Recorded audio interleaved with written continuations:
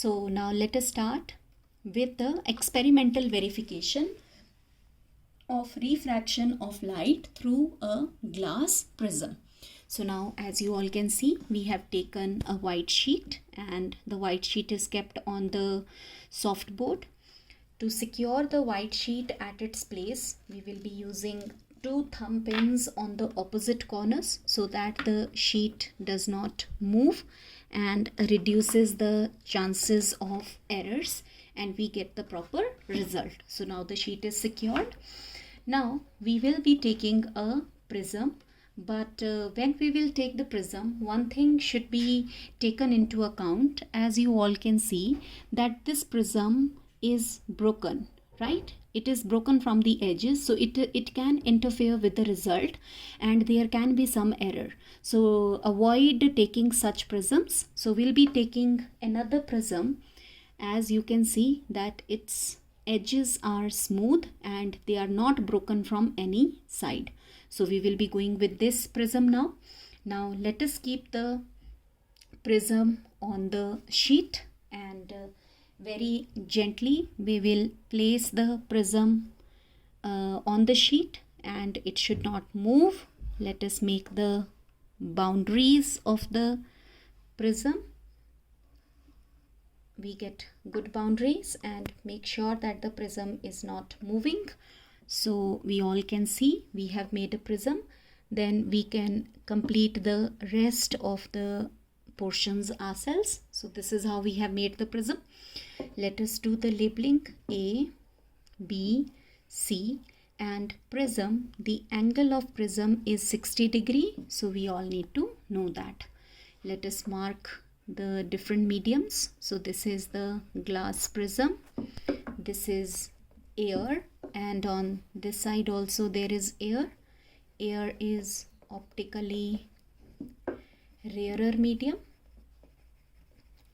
right? A medium in which the speed of light is more. Then it is glass prism. Since it is made up of glass, it is optically denser medium as compared to air, where the speed of light will be less or is less. And again, air is optically rarer medium, so that we know that how light is going to behave in the different mediums. So now when we will start with this, so here I will take the angle of incidence to be 45 degrees. So we will make sure that the interface, the angle should be normal, should be marked very nicely. You all can see the protractor is kept on the interface AB, and this is the normal 90 degree. I will put up a dot and I will make the incident ray at an angle of 45 degree. So this is 10, 20, 30, 40, and here is 45 degrees. So I put up two dots. Let us just join the two dots and make first the normal. So this is the first normal, N dash, and let us now make the incident ray. So this is the incident ray, and yes, like this. So this is the incident ray. Now what we need to do, we need to put up two paper pins. I have taken two paper pins. So we need to keep the two paper pins on this incident ray and at a distance of 4 to 5 centimeters for better results. So we will keep the two paper pins like this. Make sure that the two paper pins, they are kept straight and they do not move. They are kept straight. So this position is perfect. After doing this, we will keep the prism back on its place. So when we will keep the prism back on its place, now we will observe the two pins from the other side of the prism, right? We will observe the two pins from the other side of the So now we will observe the two pins from the other side of the prism, and when we look on to the two pins from the other side, right now we are able to see the two pins separately. Now we will slowly move to the side, and yes, now can we see, just don't look onto this pin, right? Just have a look that are we able to see just one pin from this side right now? So this is the point where we will now keep the two pins straight. Another two pins we will keep straight with this pin in a line. So we will keep it like this in a straight line. So now we have placed the two pins, but if we see carefully, we are not able to see the two pins. We can just see one pin. But these are four pins. Have a look here. Can we see the pins separately? Yes. So now we will just move and see. We are only able to see one pin through the prism. Now the work of the prism is done and of the pins is also done. So we will remove the prism. We will remove these two pins.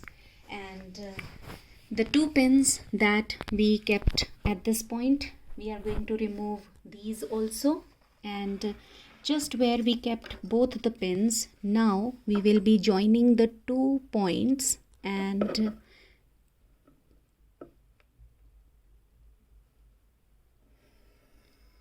we will connect it with the interface AC. Now we will make the second normal, and the second normal, or this is the point of incidence O, and this is O dash. Now we will make the second normal. So when we will make the second normal, so this is how the second normal will be, M and M dash. So we need to now produce the incident ray forward. Okay, we will produce the incident ray forward and the emergent ray backwards. We will produce the emergent ray backwards, and here we are getting the angle of deviation.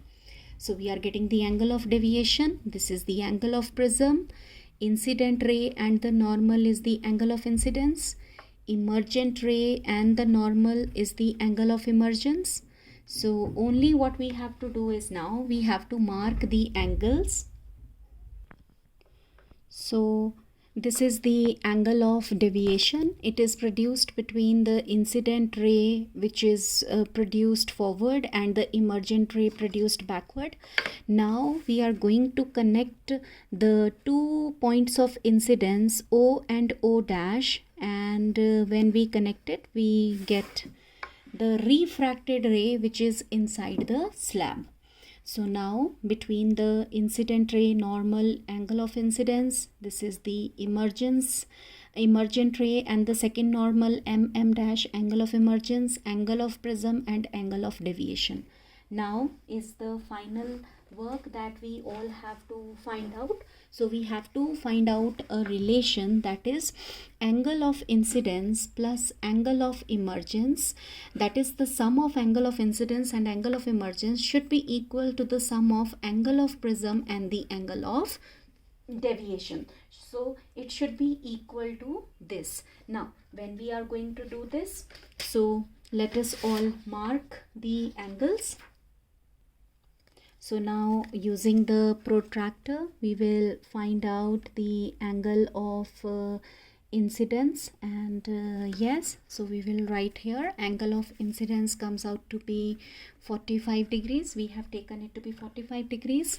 Now when we will take up the angle of emergence, yes, so if we see that angle of emergence, it is 10, 20, 30, 40, 50 and 56. Yes, so angle of emergence comes out to be 56 degrees.